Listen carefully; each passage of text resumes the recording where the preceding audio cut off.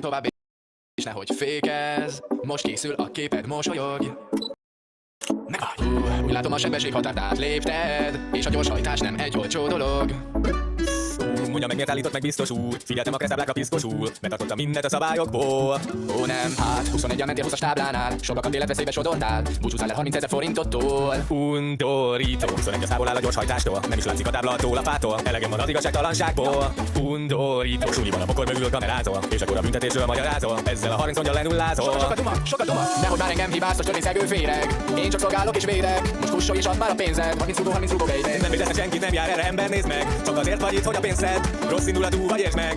Rossz indulatot akarsz, megkapod, mit jelent, mindjárt megtudod. Égőkészletet kirakod, mire 3-ig számolok. Hiányzik az egyik égő, megy a bünti bam bam. Túlhalány a helyzet, elő megy a bünti bam bam. Nézd már ide, rég lejárt az első segélykészlet. Ugye nem hitted, hogy ezt nem veszem majd észre. Kocsi belsejét teljesen átvizsgáltam végre. 80-nál tartós, messze még a vége. Ez nem lesz így jó, kicsi sok a CO. Hogyha ezt most látnál, sírna DiCaprio. Akkor ez a rendszám megy most a kukába. A kocsinak annyi mész, te is utána csináld, amit mondok. Én is meg az orrod. Úgy látom, ez nem megy, vannak itt gondok. A Jusinak is lőtte ketté és van vágva. Most már gyalogos vagy, húzzál az anyádba, oh yeah. Maga teljesen megőrült, mi a francot képzel? Nem elég, hogy elhúzott pénzzel. Többet erővel, mint észel. Ez nagy hiba volt, baby. Remélem tudod, hogy innen már bilincsben mészel. Azonnal kóra a kézzel, ezt pedig tekerd majd a kézzel. Undorító. Biztos úr, egy kicsikét még kérem várjon. Azt hiszem, hogy van egy másik megoldásom. Egy diákon a zsebemben, azt önnek szánom. Nagyon jó! Hát miért nem ezzel kezdte? Most már minden rendben, nincs semmi probléma, nyugodtan menjen. Milyen volt ilyen bunkó?